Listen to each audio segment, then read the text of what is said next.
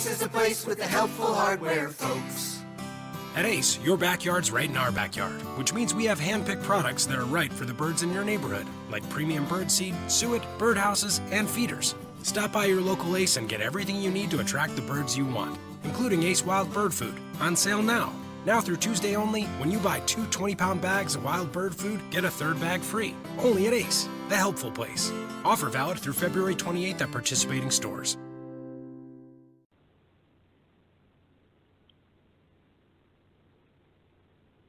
Is Cameron Brate for real, or is he just fake news? What NFC North sophomore is going to be making the leap to fantasy relevance in 2017, and has the top 3 tier at wide receiver evolved to be a top 4? Plus $2,500 FFPC Dynasty number 2 champ Scott Johnson joins us to break down how he was able to win that title, as well as his 4 other FFPC satellite championships from 2016. We've got a great show for you. Scott Johnson is here. I'm Eric Balkman. Stick around. Your special Eric Balkman Show edition of the High Stakes Fantasy Football Hour starts now.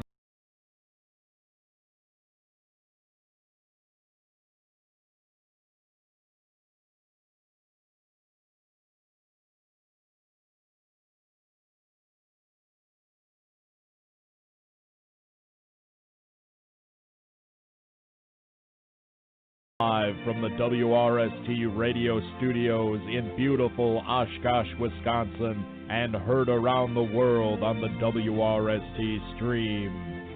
It's the Eric Balkman Show.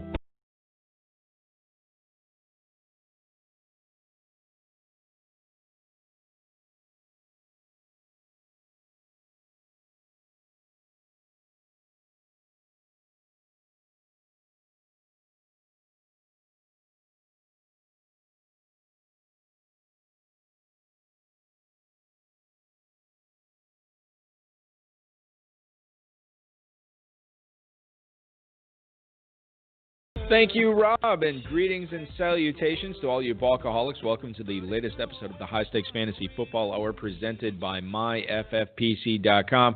I'm your slightly above average host, Eric Balkman, and my co-host, the patron saint of fantasy football, the Dizzle, Dave Gerzak, is off this week, but sitting in for him tonight is once again a massive change for the better. He said he saw a magazine article for the WCOF in 2007, told his wife he's found his new goal to become the world champion in fantasy football. He switched to the FFPC a year later. He plays in the main event, in the Dynasty leagues, and in the draft experts at the FFPC. His wife and him have been to Vegas 8 out of the last 9 years because he is hooked for life. Please welcome into the show 2016 4-time FFPC Sat Champ and 2500 Dynasty League number 2 champion, owner of the Coaches Crunchers franchise, Mr. Scott Johnson. Thanks for hanging out with me tonight, buddy. Thanks, Balky. How you doing, man?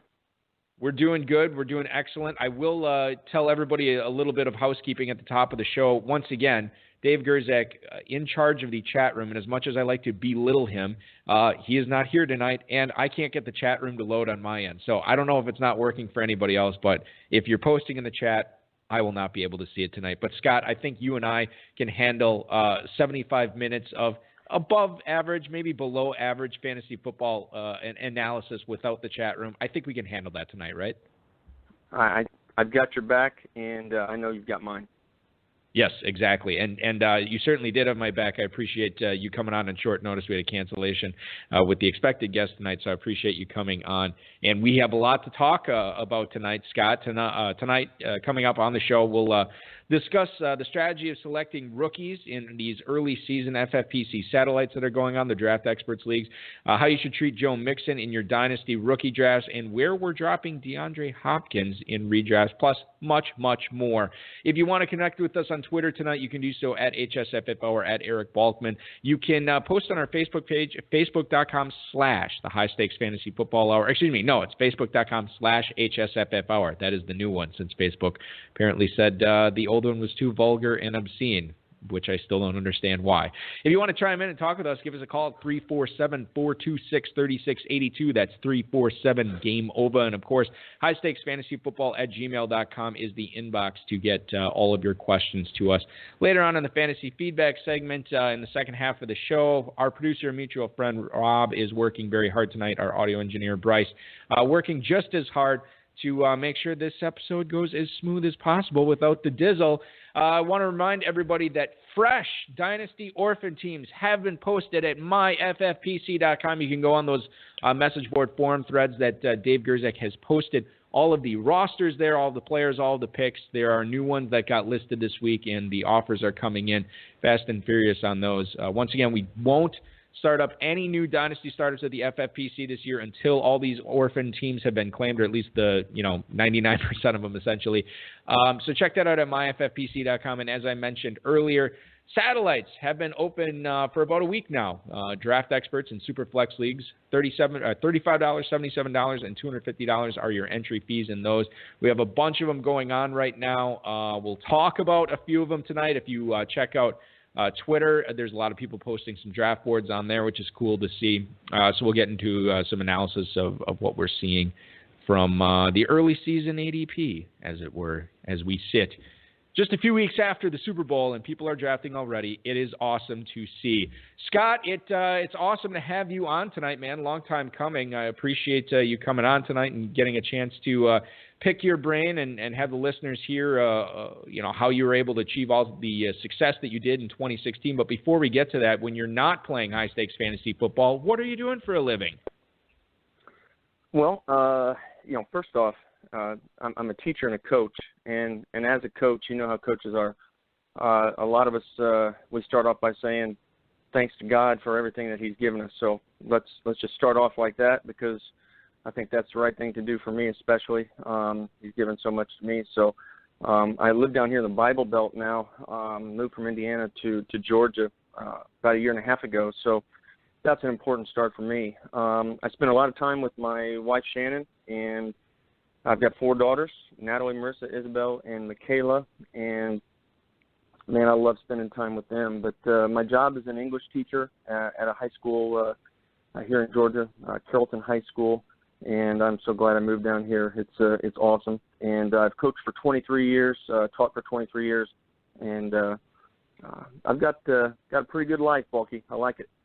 Yeah, it sounds great. I'm incredibly jealous of it. Listen, you are coaching baseball, correct? I do coach baseball. In Indiana, I was a varsity head coach for 19 years, and down here in Georgia, I've coached. It's really, really cool. The seasons are a little bit different. I've been able to coach some softball. I've coached some golf, and I'm also coaching baseball down here as well. So, and by the way, Bulky, it was a brisk 77 today outside. You know what? I wasn't gonna bring up the weather tonight because it was so dreadful. We had this. First of all, like a couple of days ago, my kids were outside playing with. I was playing with them. No jackets for any of us. It was in the low 60s. Today we get hit by all this icy, wet snow, and it's got this. It's the kind of snow that it's got this thin layer of ice on top. So I had to wake up early and break my back shoveling the driveway. And then when I came home, I had to do the same thing. And then my kids, for whatever reason, they wanted to shovel the back patio, so I had to shovel that for fun, essentially, when I got home. So that was my day today. And then I had to on the way to the studio tonight, I just essentially skidded across the skating rink that is the roads here in Northeast Wisconsin and got here safe and sound. So yes. I am incredibly jealous not only of the great life you have, but of the great weather you are enjoying down there, man. That is fantastic. Let's get into fantasy football here, because I do want to talk about this $2,500 Dynasty league that you took down last year. And for anybody, I'm aware that I posted it wrong in the FFPC email. I posted it wrong on social media as well as Rob did. This is Dynasty number 2 league, of course. Former guest of the show, Andy Shaw, was quick to point out that there is only one $2,500 Dynasty 1 league, and he actually won that this year. Scott, you won the Dynasty League number 2.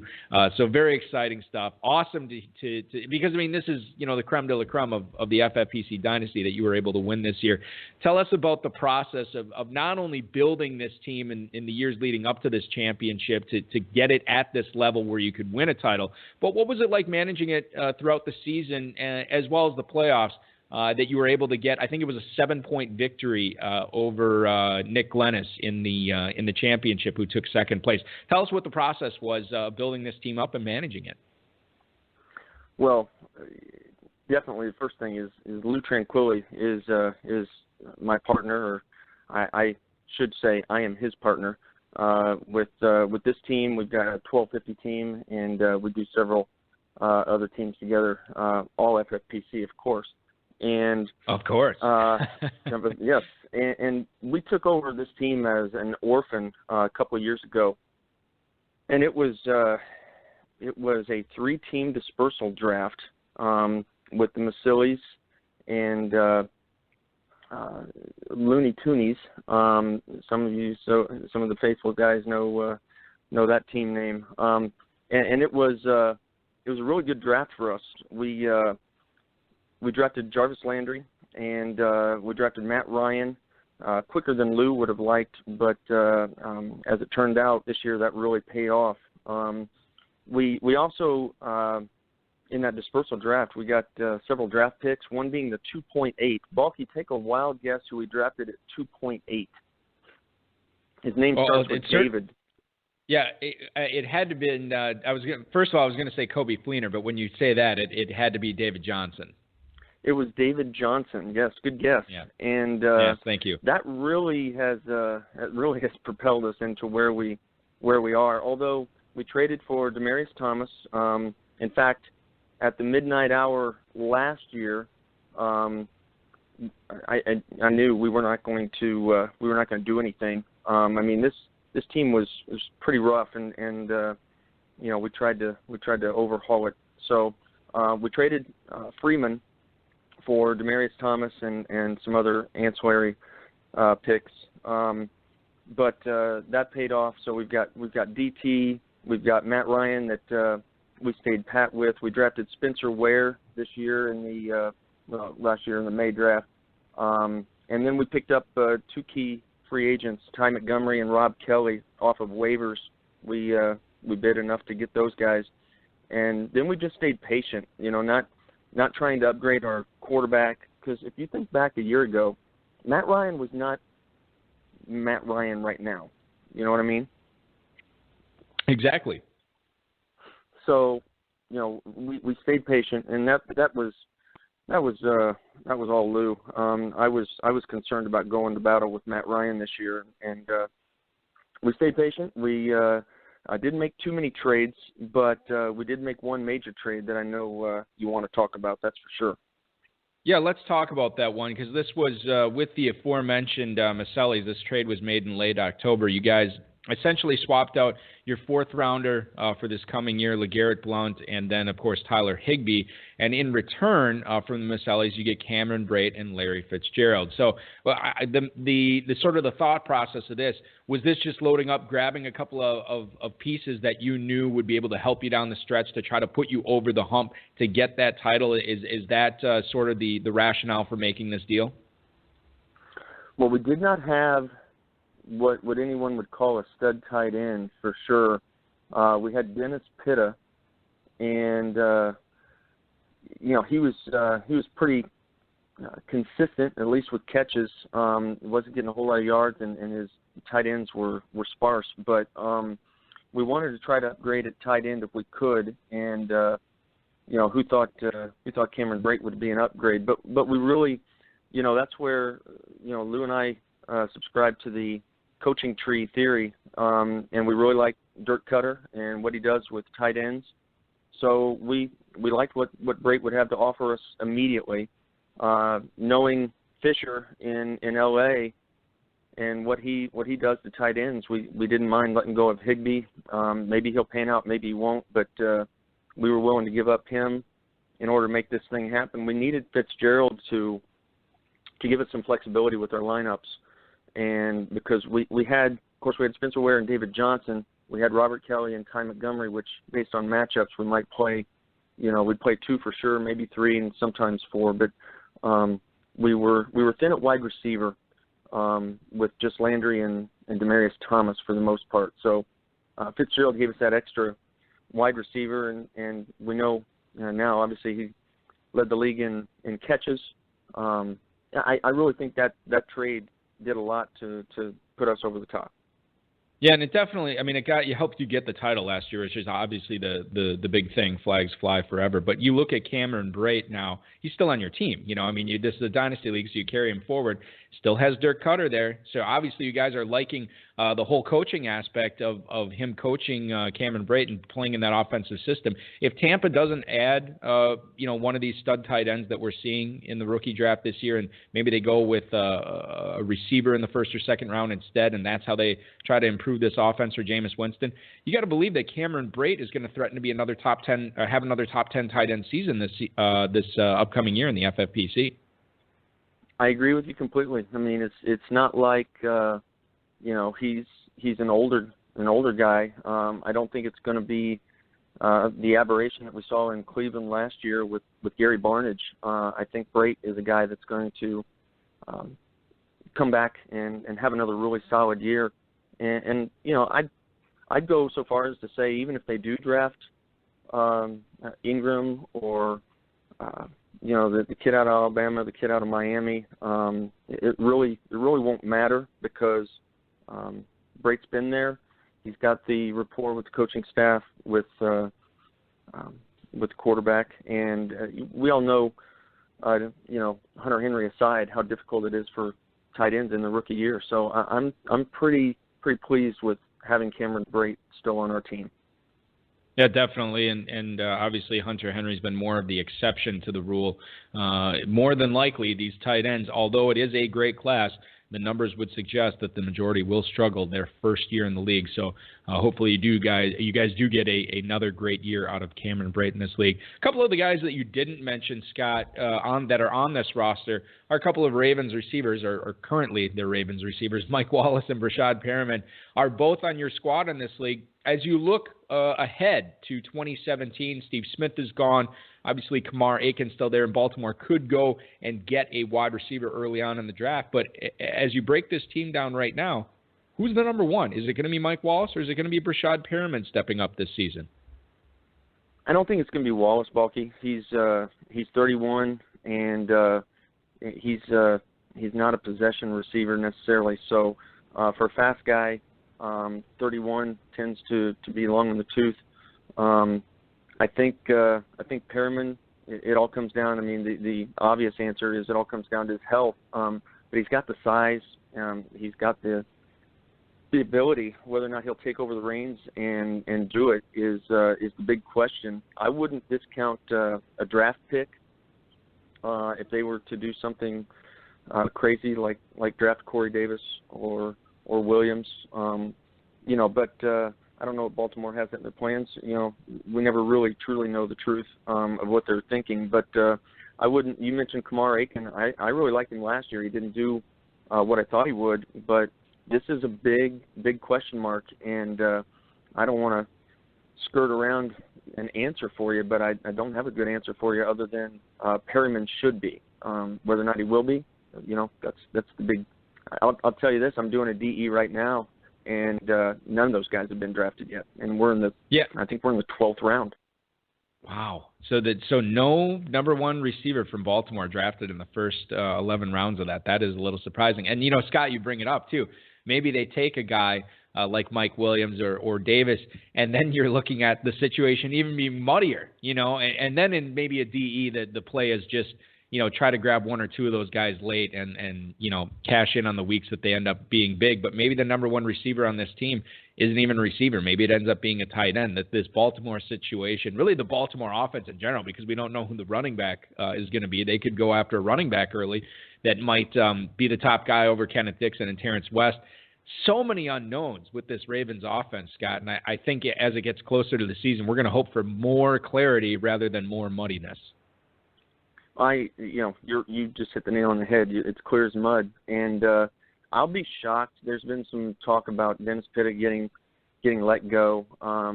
He used to be the roommate with Flacco on road games, and they're good buddies. It's business, yes, I get it, but this guy's 86 catches last year, still got some game left in him, and I'd be shocked if they let him go, because he still has value, and he's better than the wannabes that are behind him right now. Even the high draft pick of Williams a couple of years ago. So I'm not going to say that it might not be Pitta. You might be right. It could be somebody like that. Could be Pitta 2 years in a row in that team. Who knows?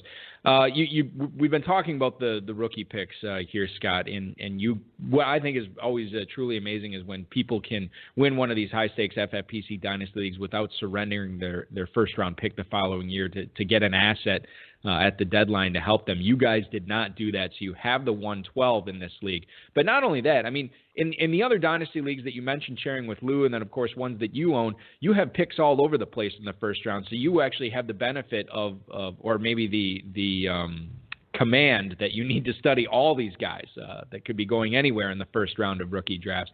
Who are some of the guys that you're looking at late in this first round here, and then maybe in some of your other leagues, who are the guys that, again, we don't know where they're going to go, but from a talent perspective, which is what we usually like to go on first in Dynasty anyway, who are some of the other guys you like as first-round rookie picks? Well, in Lou and my 2,500 with the 112, as you mentioned, I the tens of fans that are listening to this, I'm sure I'm not going to give away. Yes, probably so. It might be fewer than that, except I think my family's chiming in. So there's 6 right there. I'm noticing the download spike because your entire family is all listening on different devices right now. I'm surprised the podcast software has not broken, but we're holding it together right now.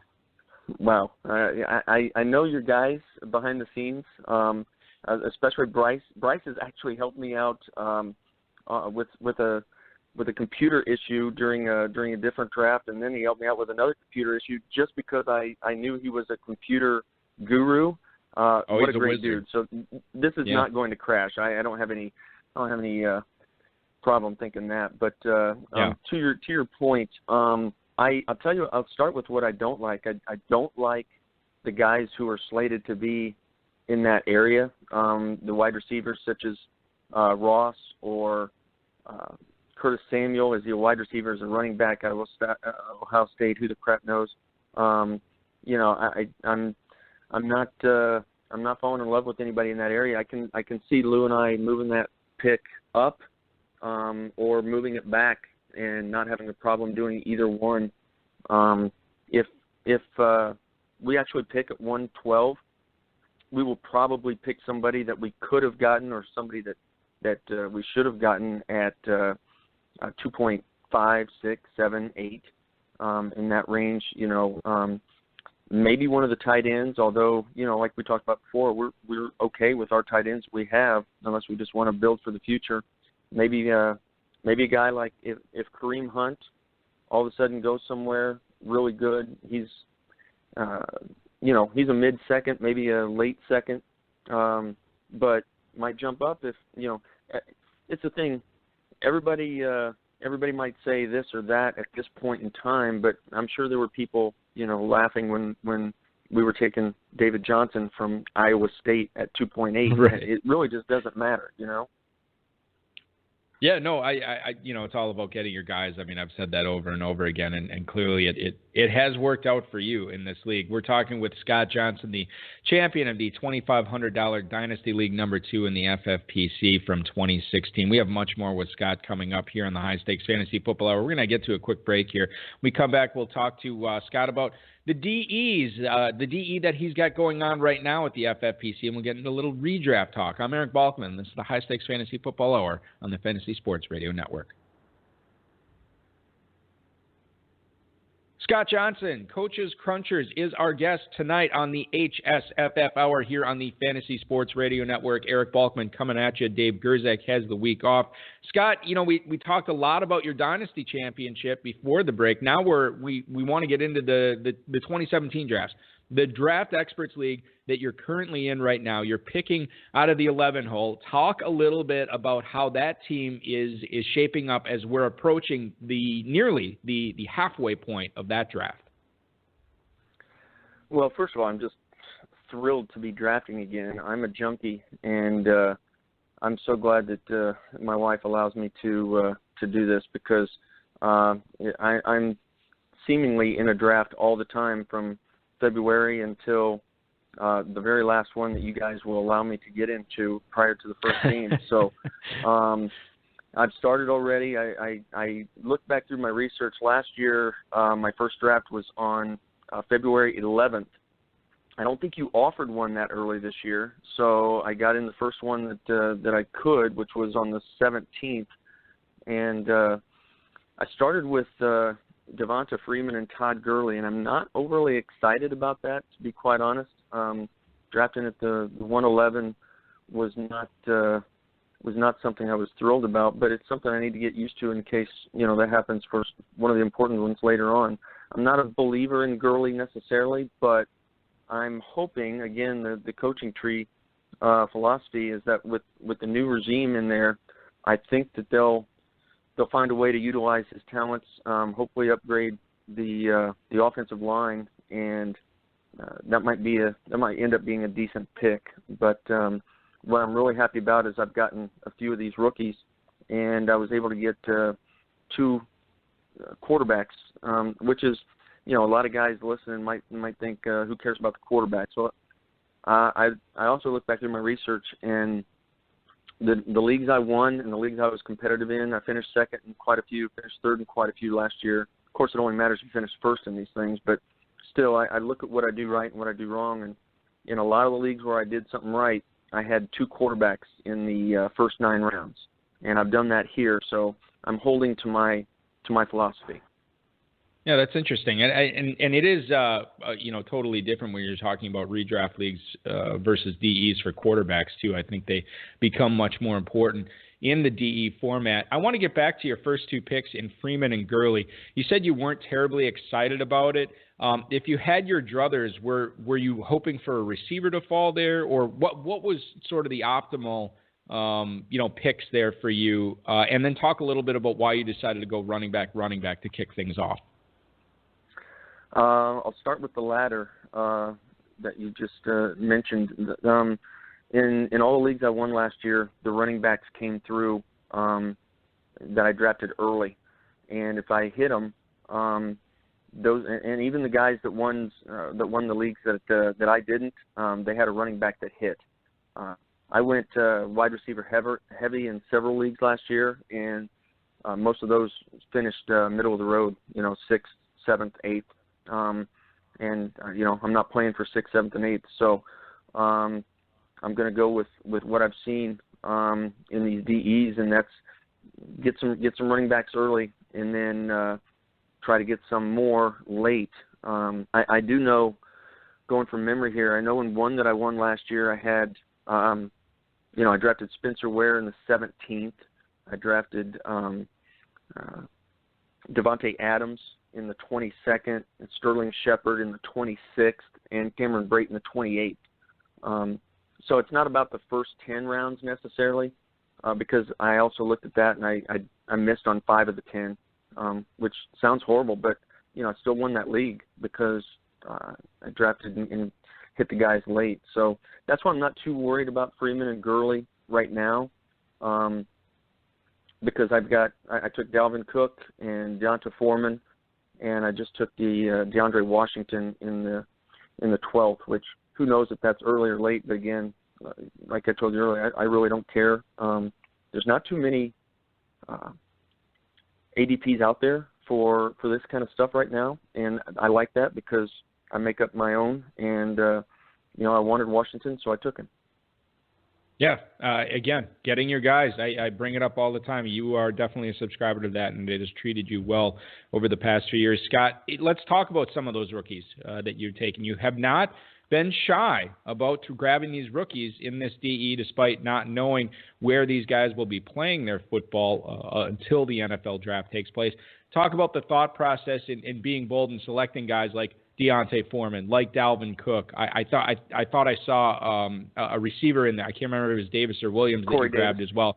Corey Davis. There you go. Talk about the thought process in grabbing these guys when you really don't know the situation they're going to be in. Well, everybody listening to this show is going to be pretty smart about this sort of thing, and they already know that teams like Indianapolis, Carolina, the Jets, Oakland, even Green Bay, and New England might be drafting running backs.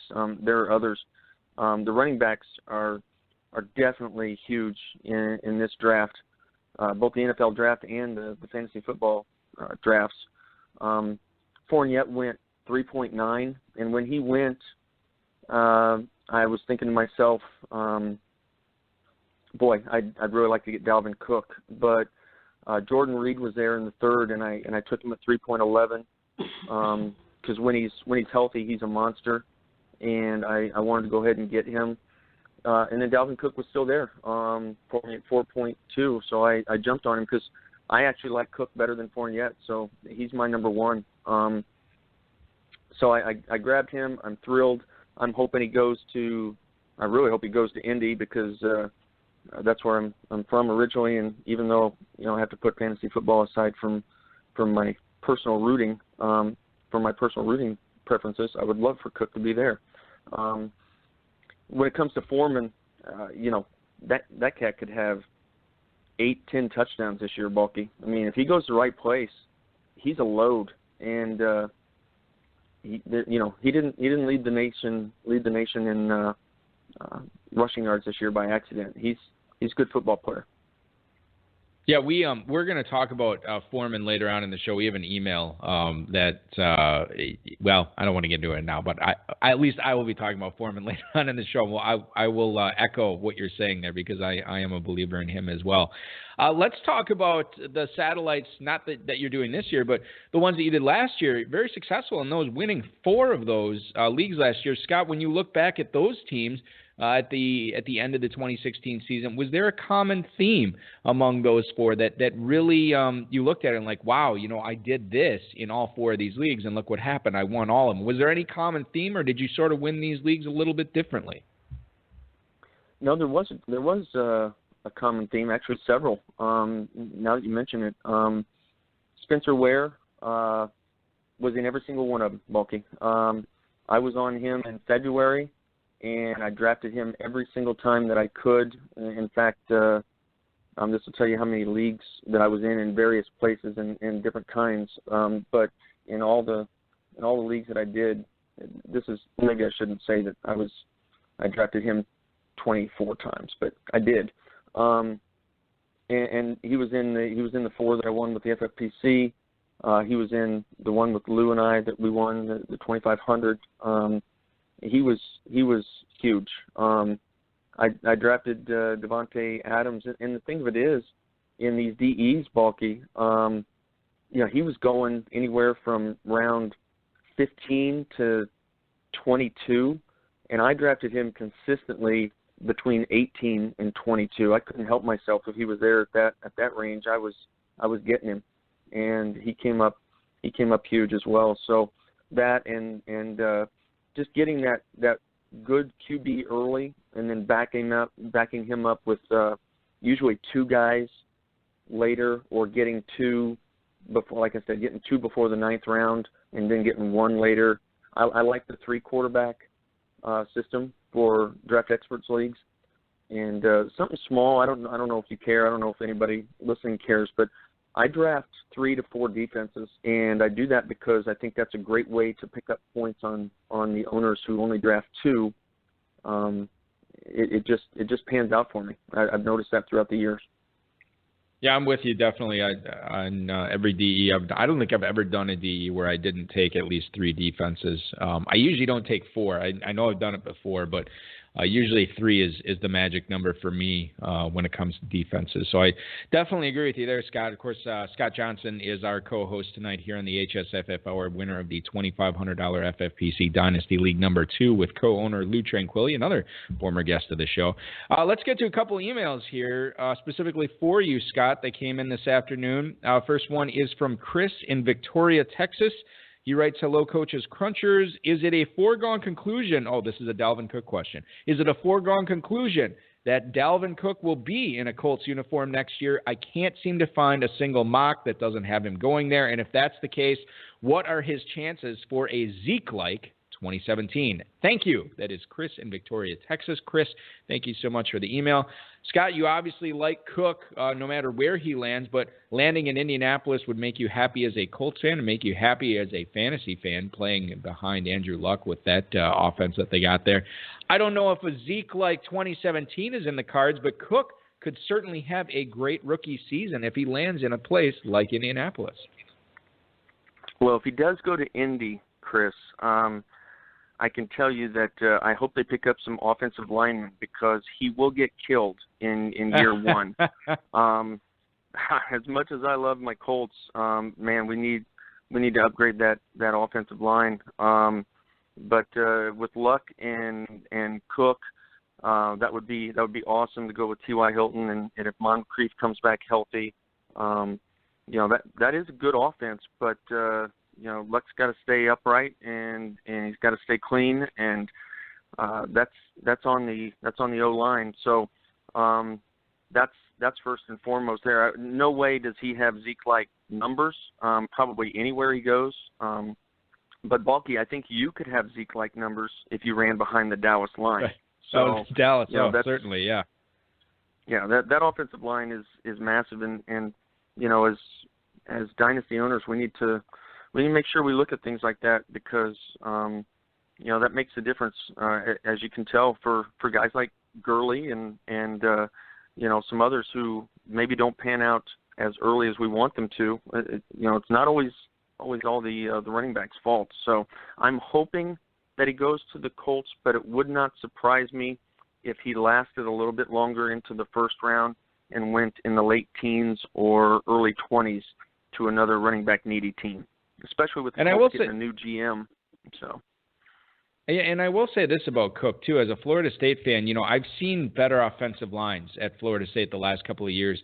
I think about the one that blocked for him this past year, and there's Rod Johnson at left tackle, who won the ACC Lineman of the Year award 2 years in a row, and then he comes out for the draft early this year, and now he's projected as a fifth-round pick. Then they had Kareem Ayer, was their other stud lineman at guard, and I know he was at the Senior Bowl, but he was, again, he's not going to be a highly drafted player. And the other three guys either won't be drafted or they're, coming back to FSU this coming year. So it's not like Cook had like uber awesome blockers and he still ended up breaking the single season rushing record, ended up finishing as the second leading rusher in ACC history, and that's after leaving after his junior year. So he hasn't now again, this is college.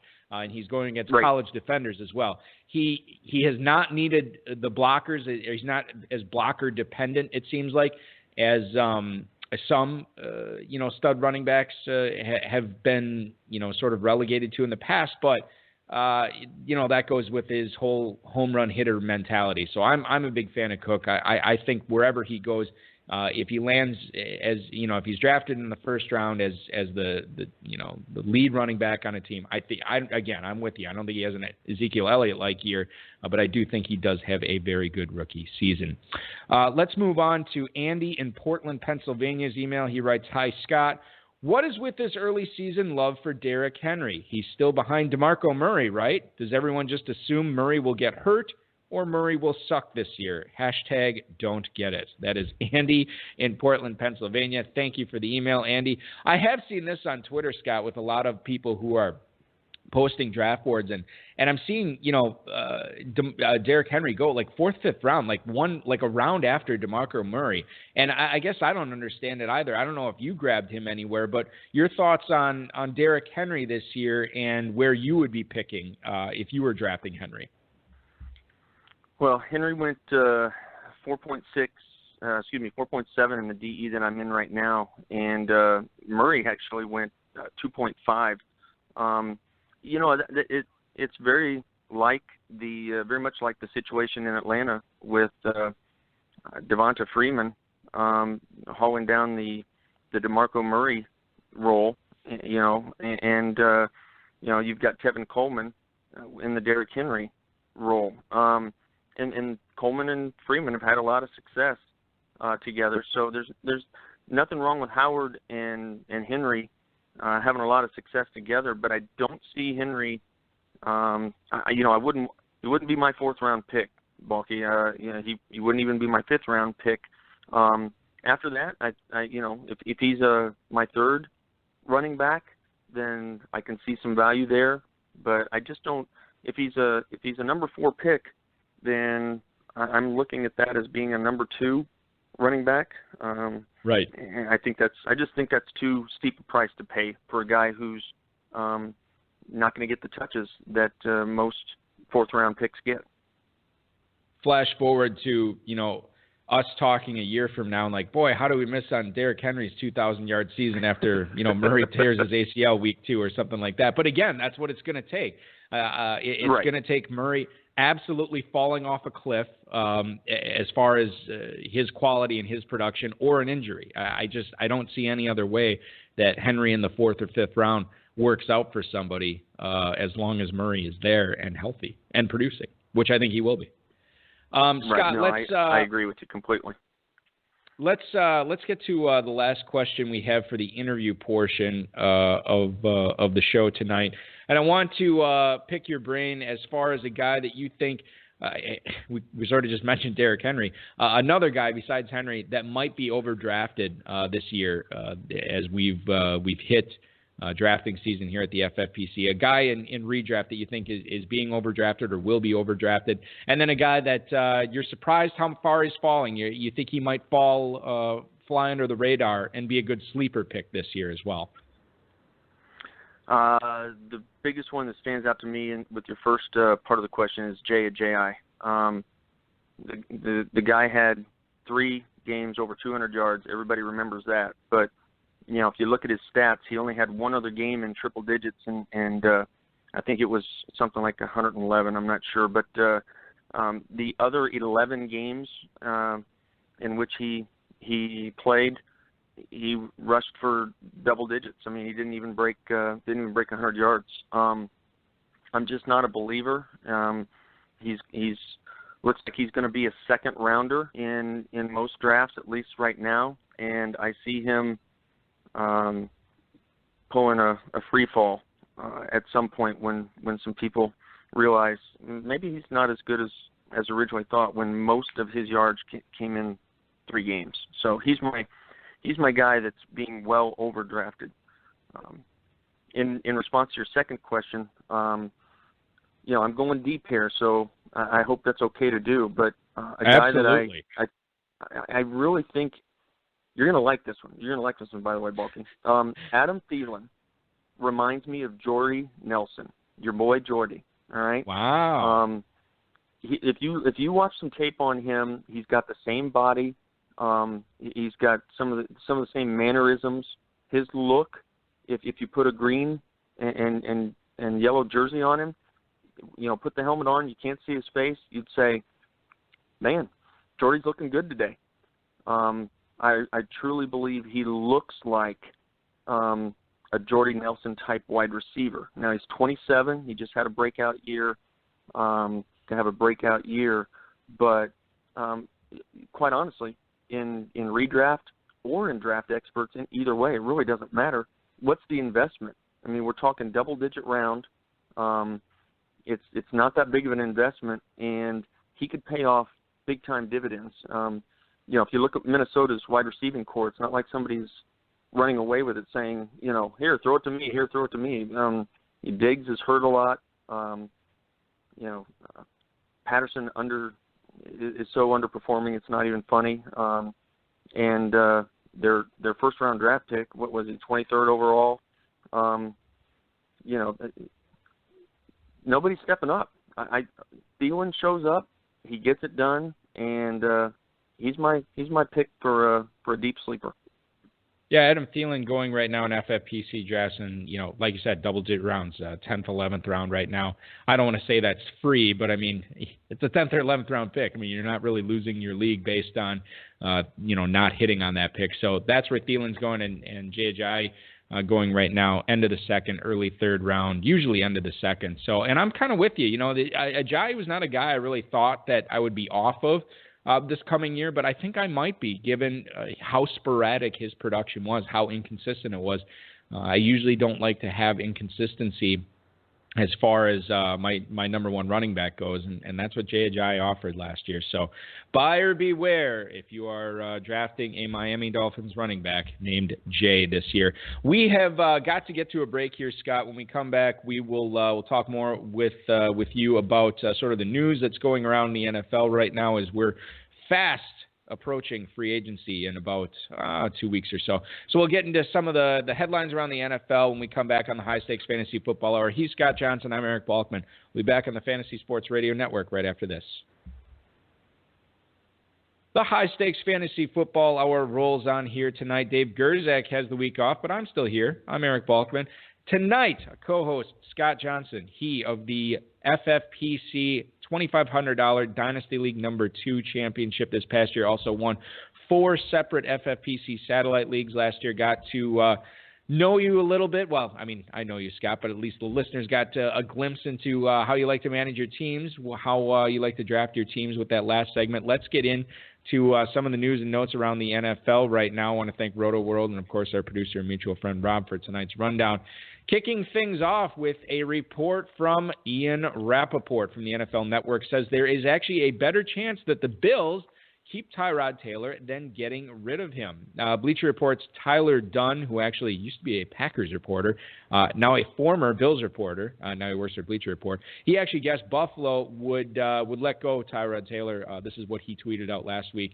In order to keep Tyrod Taylor, the Bills would have to commit to nearly $31 million guaranteed over the next 2 years.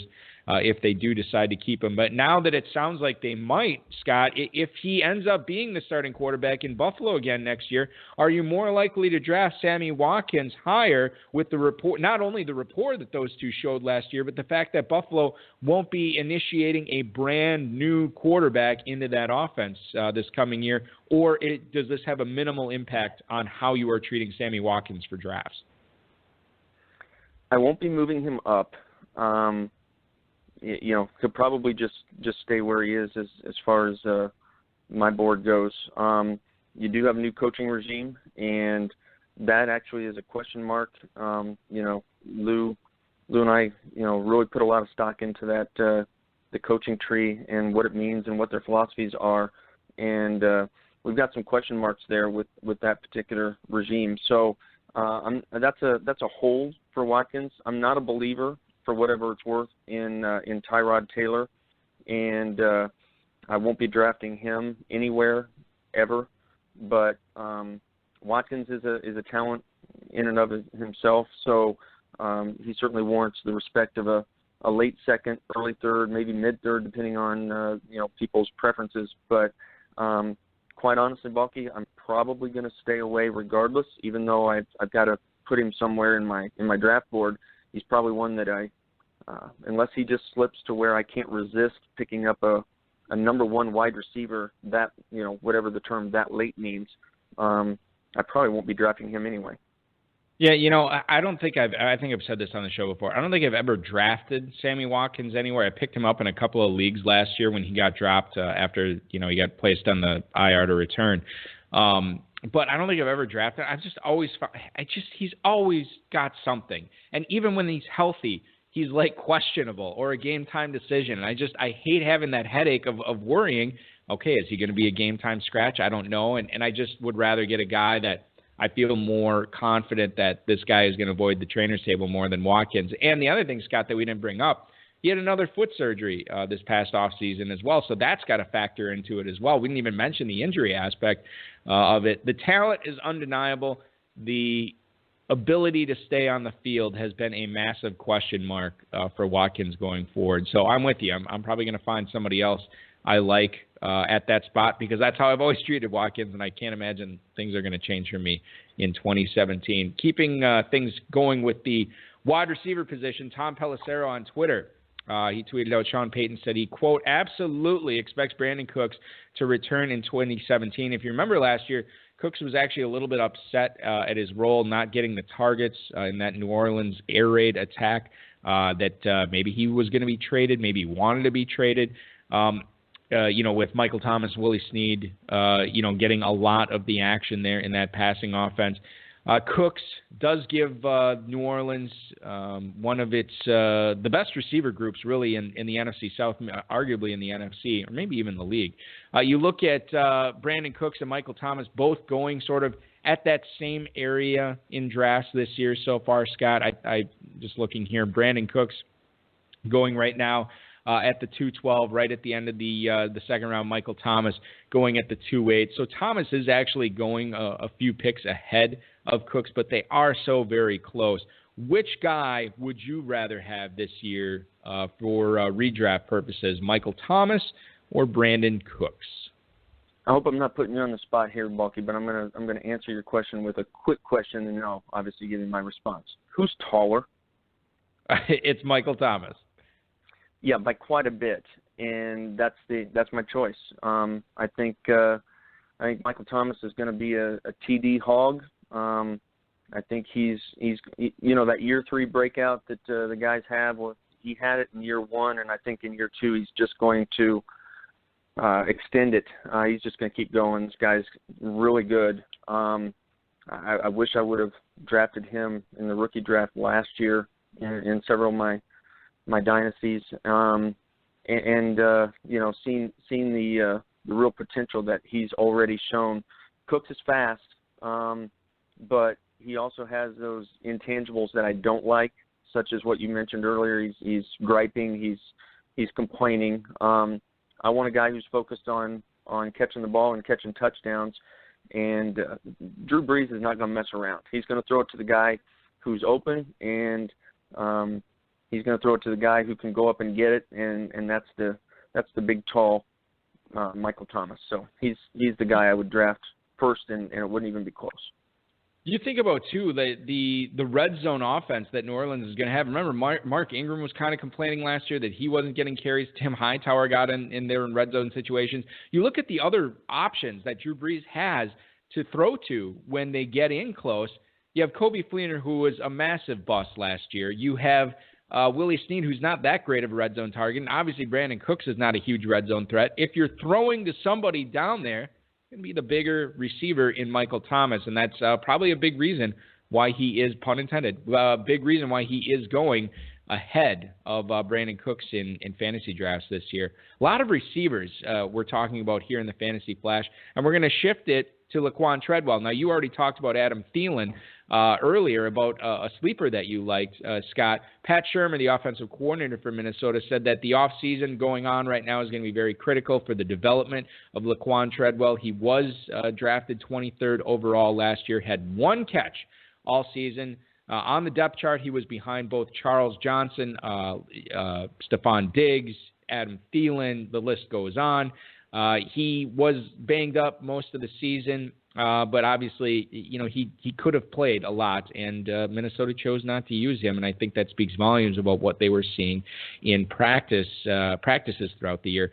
With Charles Johnson and Cordarrelle Patterson, both free agents right now, we don't know if they're going to come back to Minnesota. I haven't heard anything real positive about either one of them coming back, but Treadwell should have more of a shot at getting on the field and seeing more snaps this year if he does have a solid offseason. Do you see Laquan Treadwell being closer to what Cordarrelle Patterson was for Minnesota, or do you think he actually steps up to being a viable fantasy option, or at least rosterable in 20-man leagues, 20-man 12-team leagues this season, Scott? Who is he closer to becoming? I would say he's closer to Cordarrelle Patterson, although I don't think he can be that good, to be quite honest, because Patterson wow. Sad, huh? Patterson can return punts and kicks and offer some value there to, we're talking NFL-wise, but when we're talking fantasy-wise, Patterson's not real rosterable, and I won't be having Treadwell on my teams either. I mean, Minnesota's not a passing team, and when Charles Johnson, I like that kid. Good kid, real good story there. That was news a couple of years ago. Everything he's been through, but when he's holding down a spot ahead of the number 23 overall pick, something's wrong. Something's not right. And when a 27-year-old comes out of nowhere to score 43 fantasy points in week 16, and that's Thielen, of course, and I'm talking about it, just everything. However you want to put it, either adds up to or doesn't add up for Treadwell being the man there. Give me Diggs, give me Thielen, Rudolph, and that's pretty much it for me. It's good. It's going to be very difficult for Minnesota to support. I mean, how do you support 4 options in that passing offense with Sam Bradford, a team that really prides itself on how good its defense can be? And I know that Mike Zimmer is a good defensive coach, and they're going to get reinforcements on defense and not fizzle out in 2017 the way they did in 2016. But you're a believer in Thielen. We saw what Diggs can do the last couple of years. Kyle Rudolph had the best season of his career last year. Is there room for Laquan Treadwell to be fantasy rosterable in that offense? I'm not sure. So it may be a case, Scott, and you probably don't own him in Dynasty anywhere, but if anybody who was out there is ready to suck it up and ready to move on for a guy that they drafted, 102 or 103 in his rookie year in the rookie draft, yeah. It might be a case of you wait till the off season, maybe wait till training camp starts. You get to the preseason puff pieces are coming out, and you get a beat reporter interviewing coaches talking about all the plays Treadwell's making in practice.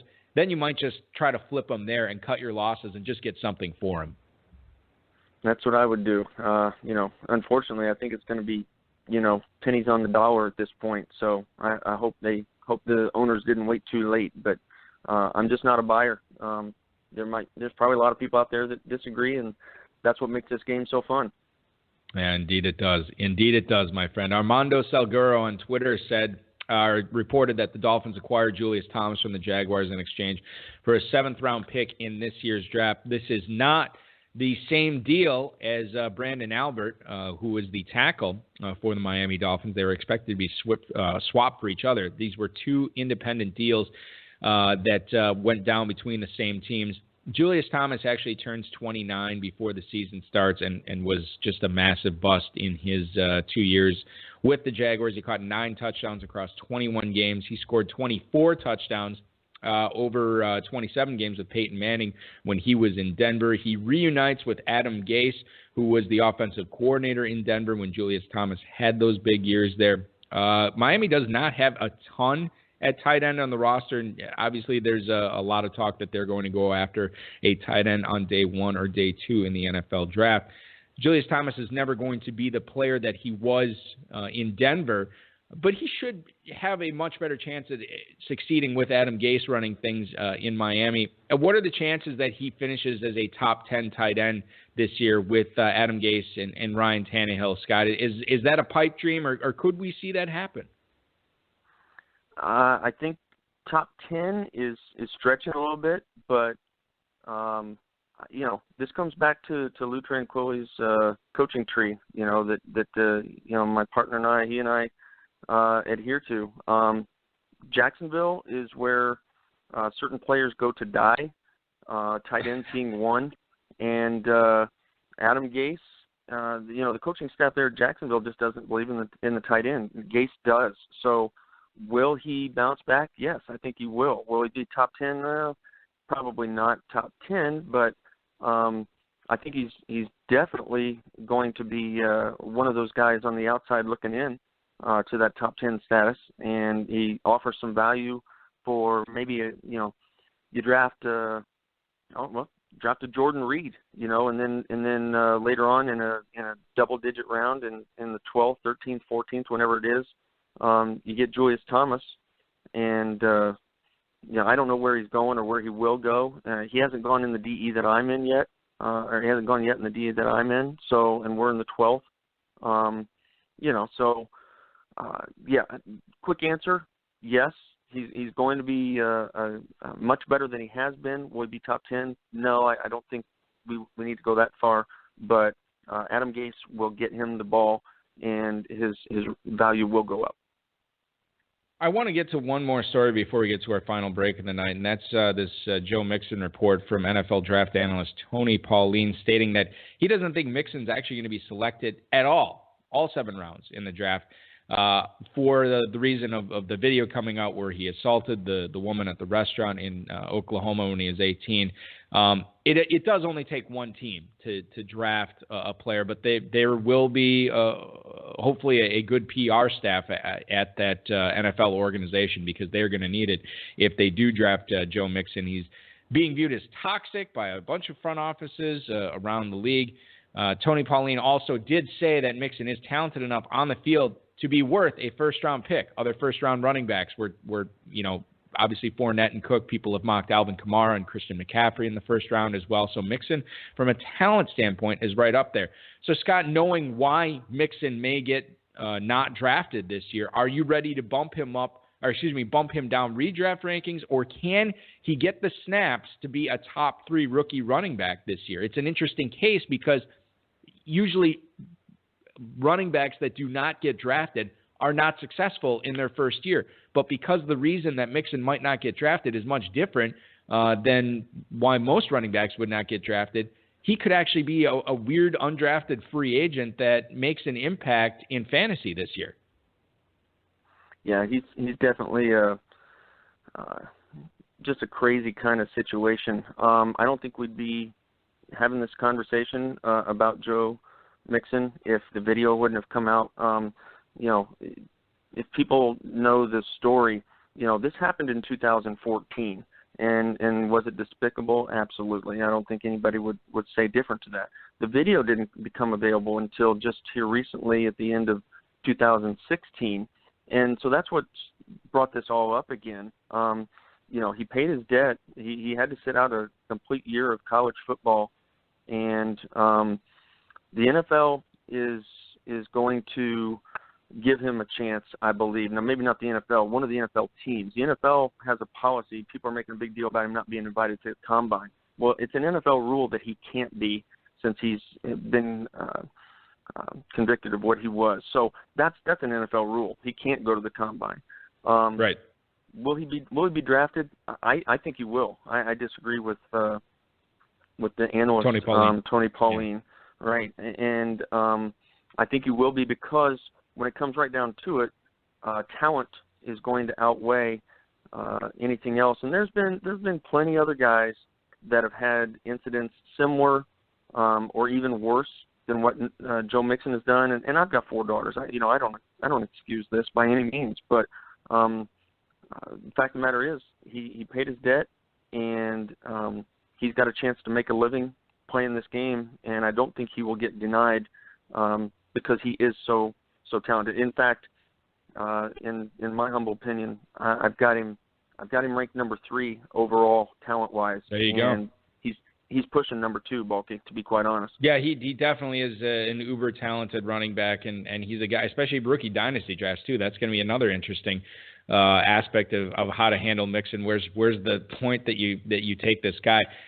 So again, the fact that we're already creeping into the area of saying, well, he's probably not going to be drafted high, but he probably will get drafted. I think that this is sort of what the NFL front offices and GMs are thinking too, as it gets closer and closer to the draft. So he might end up being a riser maybe on day 3 as well. All that we will talk about as the draft approaches. It's still a couple of months away.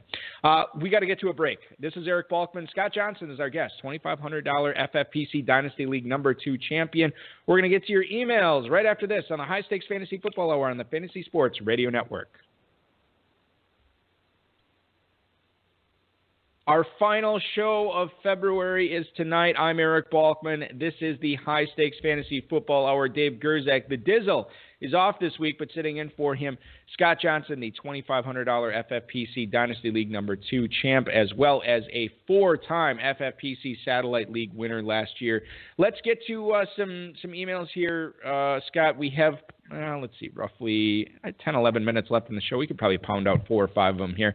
The first one's from Brian in Michigan Valley, Kansas. He writes, I hit on Jordan Howard in a ton of my waiver wires last year, and I'm looking to do the same this year, only draft the guy right away. Who's your pick to be this year's version? Thanks, Balky and Dave Upgrade.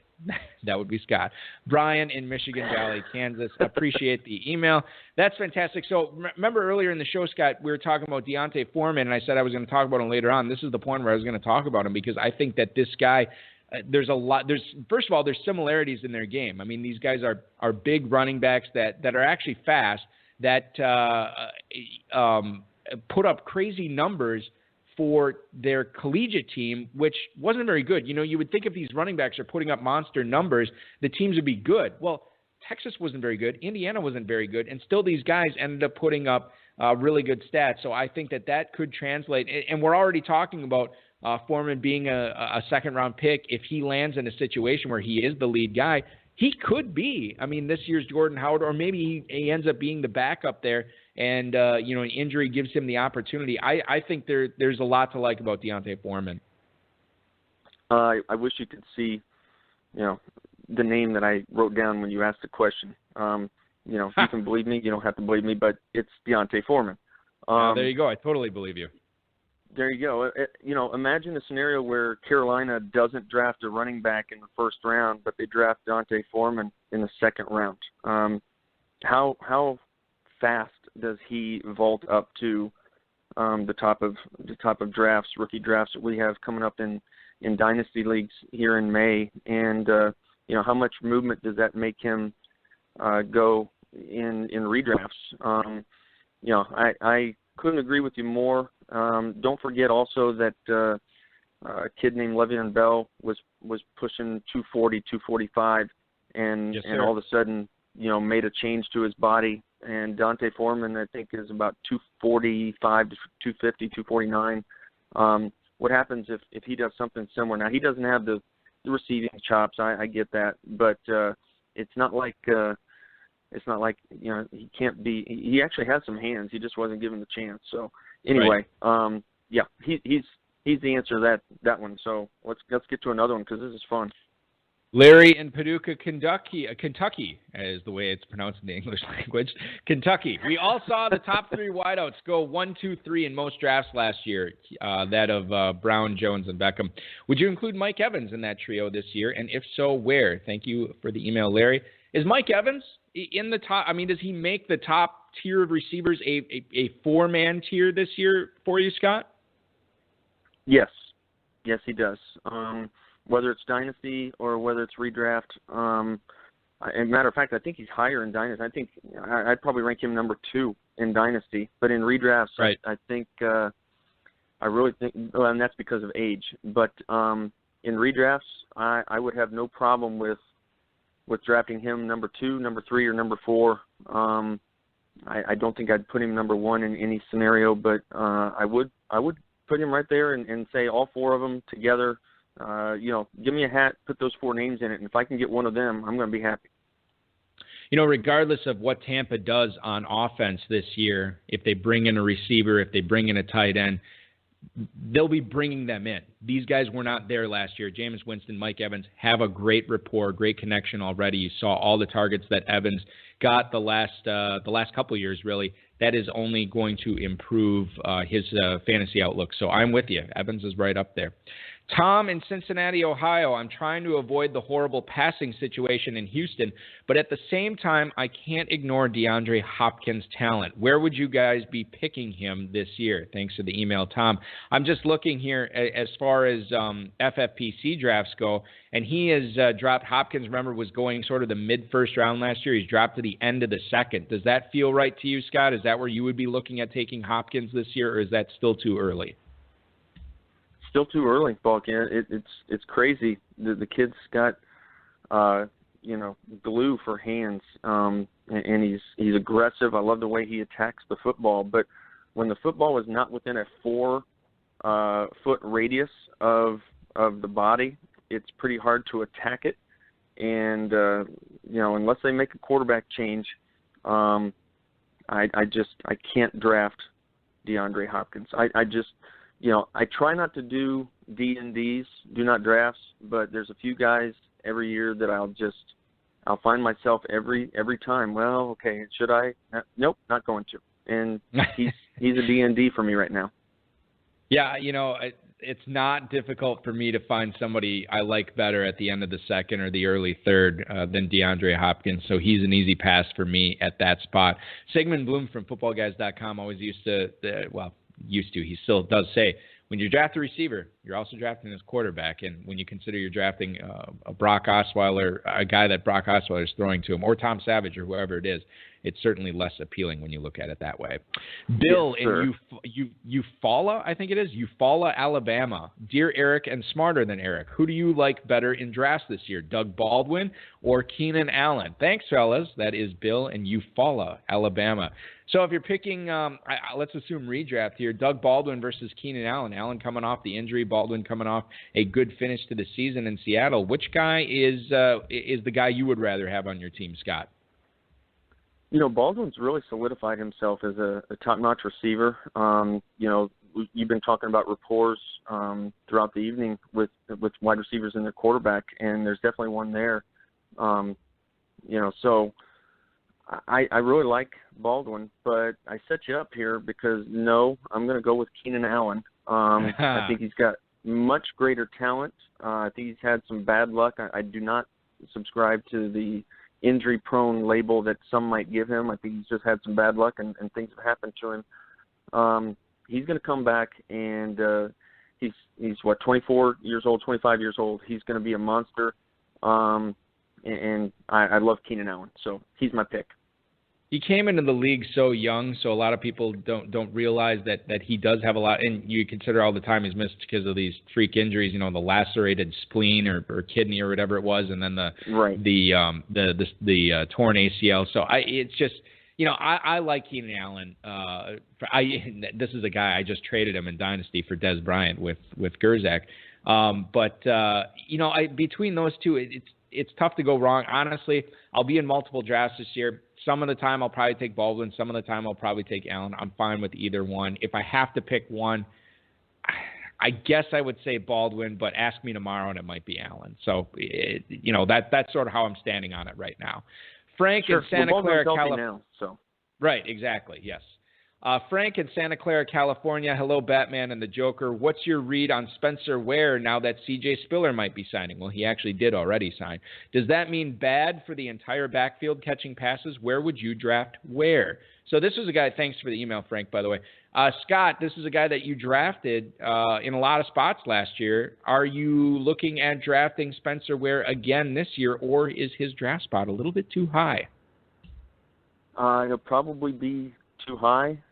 For me to, he's not a secret anymore. He's not somebody that I can snatch away from everybody because everybody else is thinking, Jamal Charles will come back and he'll be the man. So, everybody let him go, and I just kept snatching him up everywhere I could. So that's not going to happen this year. He's going in the 4th. He's going in the 5th. I don't know that he should go that high, but I get it. I think if Spencer Ware can increase his ability to stay out on the field, his stamina, I think he wore down a little bit. I think if he can increase his stamina, Bulky, there won't be much of a need to have anybody else out there besides a little bit of Charkandic West. They won't need to draft anybody. But that remains to be seen whether or not he can do that. I am not worried about who did you say just signed? C.J. Spiller. The corpse of C.J. Spiller is now Kansas City Chief. That's my joke. Yeah, that's my joke. Who C.J. Spiller? He's older than you are, isn't he? He might be. He definitely. My knees are probably healthier than his, and my ankles for sure. The other thing too, we don't know if Spiller's even going to make the team, so I don't think this has any impact on where you're drafting where. But I would also not be picking him in the 4th round. Maybe they draft somebody, maybe they don't. We really don't know. And a guy that's as exposed to the possibility of them adding somebody who could eventually become the starter there. I just let me get somebody else in the fourth round at this point of the season where I'm more confident in what their role is going to be in 2017. Final email tonight is from Greg in Tampa, Florida. Give me the chances that Jordy Nelson has of repeating his 2016 stat line again this season. Have a good weekend. That is Greg in Tampa, Florida. Thanks for the email, Greg. Jordy Nelson, comeback player of the year this past year in the NFL, put up some fantastic numbers with receptions, led the league, and I believe he led the league in touchdown receptions, 1,200 plus receiving yards. He was great last year. Can he do it again, Scott, with Aaron Rodgers tossing him the rock? Man, don't get mad at me. I've had a lot of fun doing this show, and I really appreciate you having me on, and very honored to be able to do this. But Jordy Nelson sucks, Balky. I know you're a Green Bay fan, but Balky, no, there's not a chance in the world that he has the same numbers that he had this last year. You've got Davante Adams is here to stay. I'm a believer. A lot of people aren't, but I am. I think the tight end, whoever that might be, whether they draft a guy or whether they bring one of those guys back, Cook or whomever, they're going to get him more involved, and they might actually have a running game this next year, which will take away, some of the ability for Nelson to repeat those numbers. So I say nope, not a chance, buddy. Sorry. You know what's interesting is one door closes, another door opens. Who would you rather have, Jordy Nelson by soaking a late first-round pick into him, or Davante Adams and soaking in a late third-round pick? The smart money this year might be on Adams. Adams late third, really? You think that early? Oh, that's where he's going right now. Yeah. Ouch. But my point is, Scott, like, if you believe that Nelson is not going to put up the numbers that he did last year, which I think that he will be a step down from that, they have to go somewhere. And I think that this is like the perfect ascension for Davante Adams this year. If Nelson's not going to put up the numbers, Adams could be the guy who really steps up. You know what? I'll take Adams. There you go. Then we are of one mind, and it was a fantastic show tonight, Scott. I really want to thank you once again for coming on and doing the show tonight. It was a blast. This really flew by.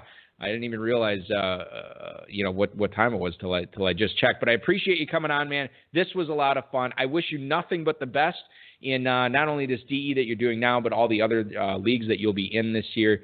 Hopefully, we'll end up talking about a big win for you at the end of 2017.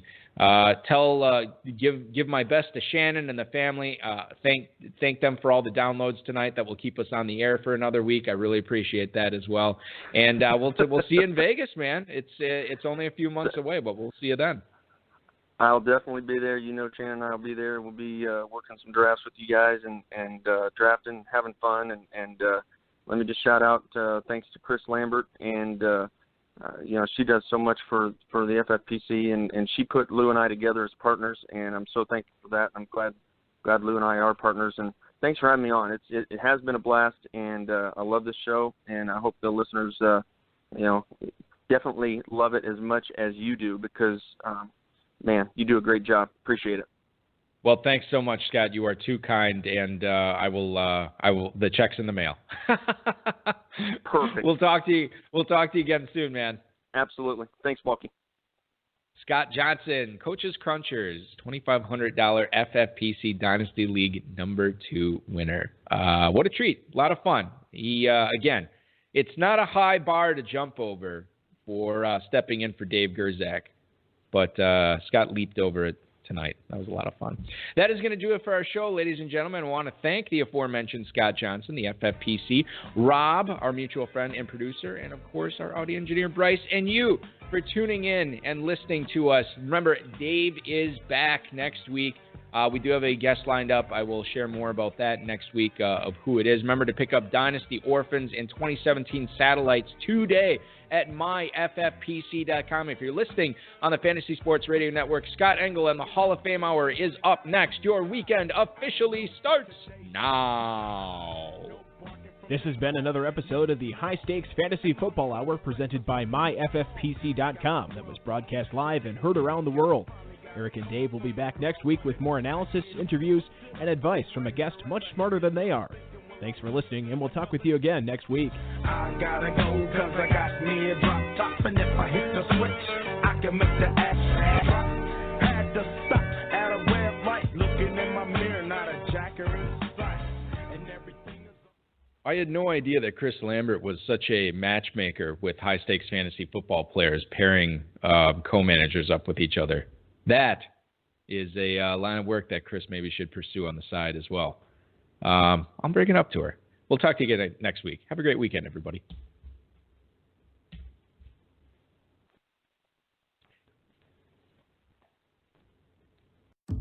Spring is almost here. It's time to clear out the old and make room for what's new. This week only, come to Cabela's and find incredible deals on ammo, footwear, outerwear, and more. Get 15 to 20% off a huge selection of ammo from Hornady, Federal, PMC, and Herders. Plus, get 50% off select outerwear throughout the store and 25% off select hikers and athletic footwear. Now's the time to save big. This week only at Cabela's. Spring is almost here. It's time to clear out the old and make room for what's new. This week only, come to Cabela's and find incredible deals on ammo, footwear, outerwear, and more. Get 15 to 20% off a huge selection of ammo from Hornady, Federal, PMC, and Herders. Plus, get 50% off select outerwear throughout the store and 25% off select hikers and athletic footwear. Now's the time to save big. This week only at Cabela's.